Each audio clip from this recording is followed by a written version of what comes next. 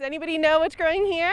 बाज़ लोगों के लिए कहा जाता है कि वो खाने के लिए ही तो जीते हैं, लेकिन आजकल ग़ज़ाई किल्लत के बाइस बसा औकात आपको खाने के लाले पड़ जाते हैं और 2 वक्त की रोटी का बंदोबस्त करना भी मुश्किल हो जाता है। इसी मुश्किल को आसान बनाने के लिए अमेरिका की रियासत वर्जीनिया में एक तंजीम JK मूविंग एक छोटा सा फार्म चला रही है, जिसका मकसद नादार अफराद की भूख का सामान करना है।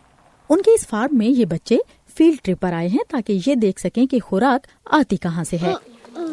They know that their parents get it from the इन्हें ये grocery तो store. मालूम है कि उनके वालिदैन ग्रोसरी स्टोर से खाने की चीजें खरीदते हैं, लेकिन इन्हें ये मालूम नहीं कि ये वहाँ आती कहाँ से हैं। हम खेत खलियानों से उनका रिश्ता जोड़ना चाहते हैं और ग़ज़ाइयत से मुतालिक आगाही देना चाहते हैं, और ये कि मकामी खालिस और सेहतमंद खुराक खाना क्यों अहम है।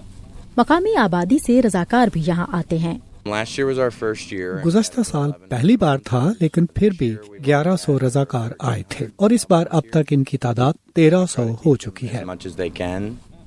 JK मूविंग के बानी का कहना है कि लाउडन काउंटी में मौजूद खाली जगह का इससे बेहतर मसरफ और कोई हो ही नहीं सकता। इस काउंटी में तकरीबन 4% आबादी को भूख का सामना है।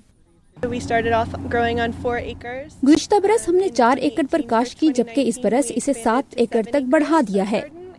JK की डायरेक्टर समझती हैं कि लोगों की जिंदगियों में उनकी वजह से आने वाली ये छोटी छोटी खुशियाँ ही उनकी कामयाबी की वजह हैं।